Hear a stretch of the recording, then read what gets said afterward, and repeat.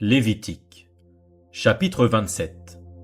L'Éternel parla à Moïse et dit : Parle aux enfants d'Israël, et tu leur diras : Lorsqu'on fera des vœux, s'il s'agit de personnes, elles seront à l'Éternel d'après ton estimation. Si tu as à faire l'estimation d'un homme de 20 à 60 ans, ton estimation sera de 50 cycles d'argent, selon le cycle du sanctuaire. Si c'est une femme, ton estimation sera de 30 cycles. De 5 à 20 ans, ton estimation sera de 20 cycles pour un homme, et de 10 cycles pour une fille. D'un mois à 5 ans, ton estimation sera de 5 cycles d'argent pour un garçon, et de 3 cycles d'argent pour une fille. De 60 ans et au-dessus, ton estimation sera de 15 cycles pour un homme, et de 10 cycles pour une femme.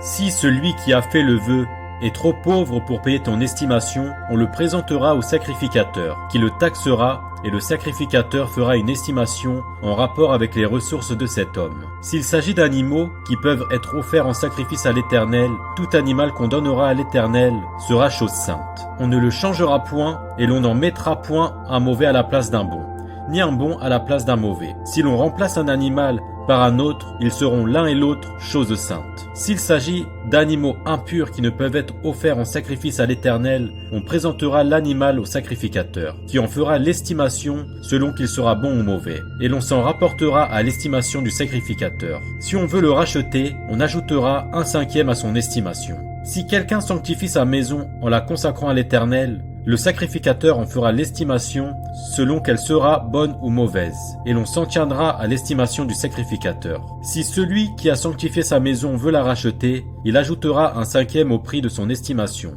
et elle sera à lui. Si quelqu'un sanctifie à l'Éternel un champ de sa propriété, ton estimation sera en rapport avec la quantité de semences. 50 cycles d'argent pour un homère de semences d'orge.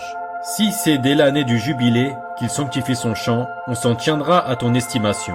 Si c'est après le jubilé qu'il sanctifie son champ, le sacrificateur en évaluera le prix à raison du nombre d'années qui restent jusqu'au jubilé, et il sera fait une réduction sur ton estimation. Si celui qui a sanctifié son champ veut le racheter, il ajoutera 1/5 au prix de ton estimation, et le champ lui restera. S'il ne rachète point le champ et qu'on le vende à un autre homme, il ne pourra plus être racheté. Et quand l'acquéreur en sortira au jubilé, ce champ sera consacré à l'Éternel, comme un champ qui a été dévoué. Il deviendra la propriété du sacrificateur. Si quelqu'un sanctifie à l'Éternel un champ qu'il a acquis et qui ne fait point partie de sa propriété, le sacrificateur en évaluera le prix d'après ton estimation jusqu'à l'année du jubilé.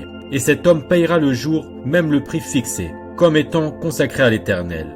L'année du jubilé, le champ retournera à celui de qui il avait été acheté et de la propriété dont il faisait partie. Toutes tes estimations se feront en cycle du sanctuaire. Le cycle est de 20 guéras. Nul ne pourra sanctifier le premier-né de son bétail, lequel appartient déjà à l'Éternel en sa qualité de premier-né.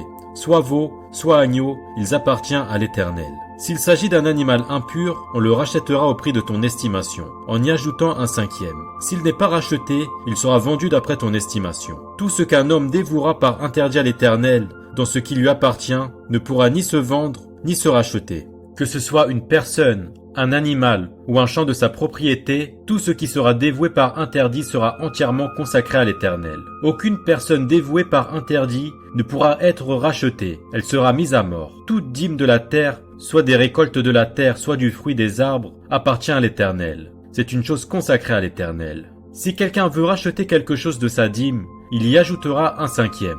Toute dîme de gros et de menu bétail, de tout ce qui passe sous la houlette, sera une dîme consacrée à l'Éternel. On n'examinera point si l'animal est bon ou mauvais, et l'on ne fera point d'échange. Si l'on remplace un animal par un autre, ils seront l'un et l'autre choses saintes, et ne pourront être rachetés. Tels sont les commandements que l'Éternel donna à Moïse pour les enfants d'Israël, sur le mont Sinaï.